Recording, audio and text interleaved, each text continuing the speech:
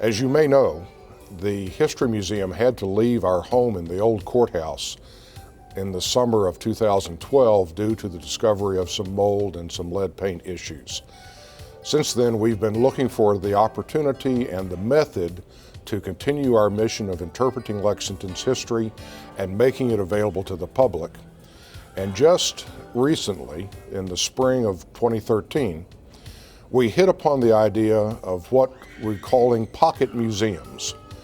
And thanks to the landlords in at least 7 locations in downtown Lexington, we're going to be able to put display cases for the pocket museums in downtown, in the Central Bank building, in Vine Center, in the Festival Market building, the Victorian Square, here in the public library, in the government building, and at a building on North Upper Street. So we'll have at least 7 locations, and we'll have a brochure and a walking tour, and you'll be able to go to these different locations and see pieces of our exhibit that we're not able to put up in a formal exhibit hall. We think it's a very creative and innovative method of fulfilling our mission of presenting Lexington's history. For example, in Vine Center, which is the site of the original stockade of the city of Lexington, the founding site, we're going to have an interpretation of Fort Lexington, or Lexington Station as it was sometimes called. In the government building, which was originally the Lafayette Hotel, we'll have an exhibit dealing with the Lafayette Hotel. Now, these exhibits are going to rotate, so you don't expect to see Lexington Station at the Vine Center every time you go. Expect 2 or 3 times a year to see a different exhibit there, and a different exhibit at the library, and a different exhibit in the other locations.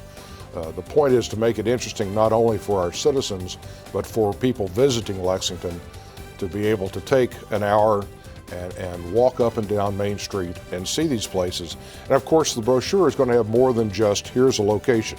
The brochure is going to talk about the historic buildings that survive, the historic buildings that used to be in a particular location as you walk along the route, and little snippets of Lexington history. And we hope to expand from there, but that's the initial concept for the Vest Pocket Museums. As a board member, I have to say that it's been a great privilege to be associated with the Lexington History Museum. Our first chairman was Historian Laureate for the Commonwealth of Kentucky, Thomas Clark, and he set a vision for the museum that we are very dedicated to pursuing, and we can't wait for the restoration of the old courthouse so that we can move back in there and have our large exhibit hall again. The closing of the old Fayette County Courthouse has offered the Lexington History Museum a chance to reinvent itself. We've done so over the past several months by offering new programming like the Vest Pocket Museums, which Foster was talking about earlier. We have also just opened our new Not Just a Hunting Ground Native Americans in Kentucky exhibit at the Lyric Theater, which will remain open through August 31st. On top of our new exhibit programming, we are also offering a wide variety of educational opportunities to the Fayette County Public Schools. We have expanded our outreach program to reach new schools and offer different programming than we've ever been able to offer before. The one upside to not having a building to run is that we now have more time to spend in the school system. We have just had our 7th annual Edward T. Houlihan Fayette County History Fair.